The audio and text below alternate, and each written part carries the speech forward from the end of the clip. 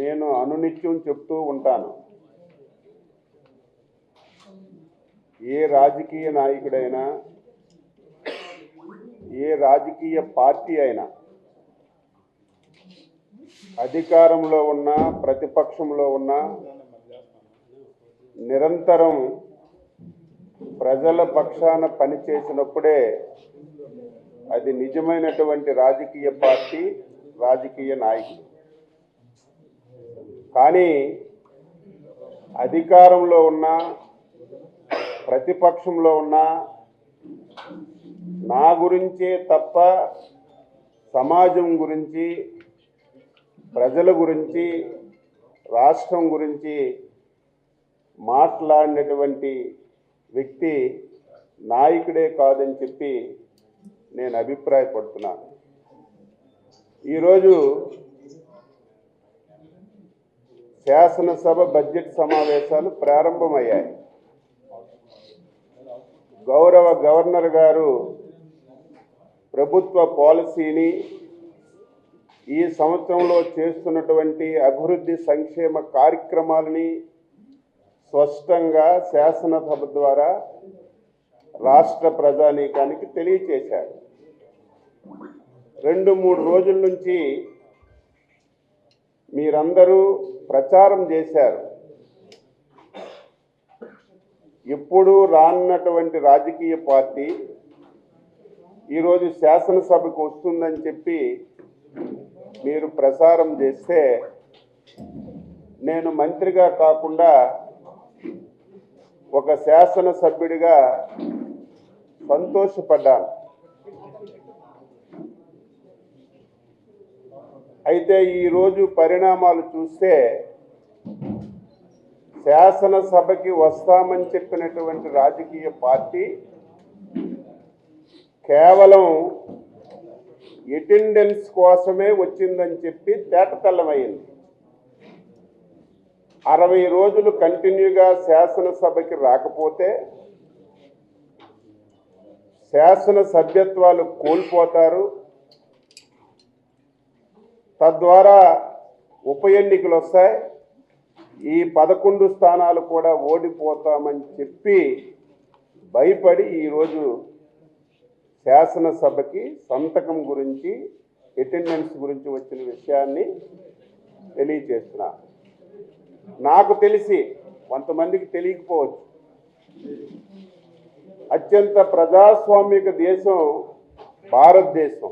మన దేశాన్ని చూసి చాలామంది నేర్చుకుంటున్నారు, రాజ్యాంగాలను కూడా మార్చుకుంటున్నారు. అటువంటి బలమైన ప్రజాస్వామ్య దేశం, ఒక పటిష్టమైనటువంటి బాబాసాహెబ్ అంబేద్కర్ గారు రచించినటువంటి రాజ్యాంగంలో మనం నడుచుకుంటున్నాం.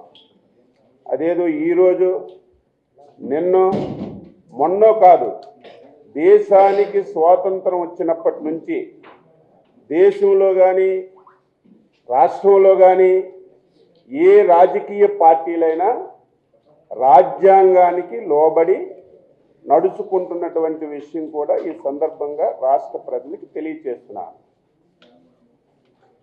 ఇటువంటి తరుణంలో ఒక రాజకీయ పార్టీ, అవినీతి మీద పుట్టిన పార్టీ, అబద్ధాల పుట్టల్లో నుంచి పుట్టిన పార్టీ, నోరు విప్పితే అబద్ధం చెప్పడం, అవాస్తవం చెప్పడం, ప్రజలకి మభ్యపెట్టడం అలవాటైపోయింది.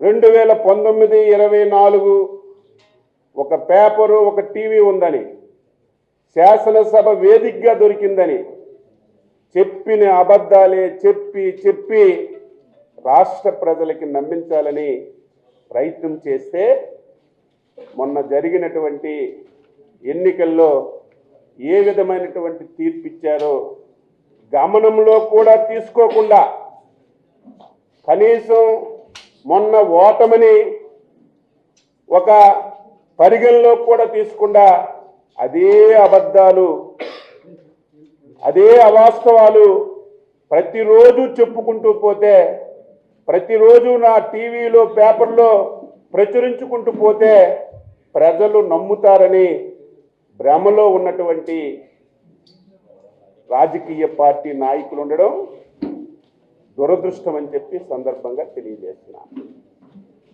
ఈరోజు శాసనసభకు వచ్చింది ఆ రాజకీయ పార్టీ,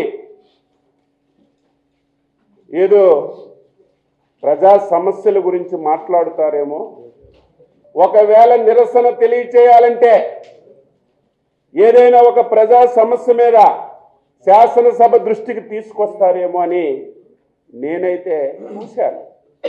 కానీ మళ్ళీ అక్కడ కూడా స్వార్థం, రాష్ట్రం గురించి కానీ 5,18,00,000 ప్రజల గురించి కానీ కనీసం ప్రస్తావించకుండా నేనే నా గురించే మాట్లాడుకున్న విషయం రాష్ట్ర ప్రజలు గమనించాలి. ఈరోజు ఎందుకు బయటకు వెళ్ళిపోయారు? బయట వచ్చి మాట్లాడారు, నాకు ప్రతిపక్ష హోదా ఇస్తే తప్ప నేను శాసనసభకు రాను, ఈ రాష్ట్రం గురించి మాట్లాడను, ఈ రాష్ట్రంలో సమస్యల గురించి మాట్లాడనని చెప్పినటువంటి రాజకీయ పార్టీ ఒక పార్టీయేనా అని చెప్పి నేను అడుగుతున్నాను. ఈరోజు రాజకీయ పార్టీలన్నీ శాసనసభలోకి వచ్చాయి. తెలుగుదేశం వాళ్ళందరం పశువు కండువాలు వేసుకొని వచ్చాం, జనసేన వాళ్ళు వాళ్ళ పార్టీ కండువాలు వేసుకొని వచ్చారు, బీజేపీ వాళ్ళు వాళ్ళ పార్టీ కండువాలు వేసుకొని వచ్చారు, ఇంకొక రాజకీయ పార్టీ కూడా వాళ్ళు కండువాలు వేసుకొని శాసనసభలోకి వచ్చారు. ఎందుకు కండువాలు వేసుకొని వచ్చారు? రాజ్యాంగంలో రాజకీయ పార్టీ ఎన్నికల్లో ప్రజల తీర్పు, ఎమ్మెల్యేలుగా గెలిచినటువంటి వాళ్ళే శాసనసభకి కండువాలు వేసుకొని వచ్చినటువంటి విషయాన్ని నేను ఒకసారి తెలియజేస్తున్నాను. ఈరోజు రాజ్యాంగంలో ఒక రాష్ట్రానికి ఎవరు ఎక్కువ స్థానాలు సంపాదిస్తే వారు అధికారాన్ని చేపడతారు. ఎవరు సెకండ్ హైయెస్ట్ వస్తే, అందులో రాజ్యాంగానికి లోబడి ఉంటే, ఆ స్థానాలు గెలుచుకుంటే ప్రతిపక్ష హోదా ఇస్తారు. ఈరోజు 11 స్థానాలు గెలిచి రాజ్యాంగంలో అవకాశం లేనటువంటిది, ఈ దేశంలో ఎక్కడా జరగనటువంటిది, కనీసం ఆయనకి లేకపోయినా వెనకున్నటువంటి కొంతమంది సీనియర్లు కూడా తందానా అంటుంటే ఆశ్చర్యం కలుగుతుంది. బయటకు వచ్చి నేను ప్రతిపక్ష వాదా నాకు ఇచ్చినంత వరకు నేను శాసనసభకు రానని మాట్లాడుతున్నాను. ఎక్కడొస్తుంది నీకు ప్రతిపక్ష హోదా? ప్రతిపక్ష హోదా అనేది స్పీకర్ అయ్యన్న పాత్రుడు గారు, ముఖ్యమంత్రి చంద్రబాబు నాయుడు గారు ఎవరో ఇచ్చింది కాదు. ప్రతిపక్ష హోదా అయినా అధికార పక్ష హోదా అయినా ఇచ్చింది ప్రజలనే విషయాన్ని నువ్వు గుర్తుపెట్టుకోవాలని చెప్పి తెలియజేస్తున్నాను. ఈరోజు ప్రజలు నన్ను శాసనసభ్యుడిగా గెలిపించారు కాబట్టే నేను శాసనసభకు వచ్చాను. ప్రజలు గెలిపించకపోతే శాసనసభకు కూడా వచ్చే అవకాశం ఉండదు.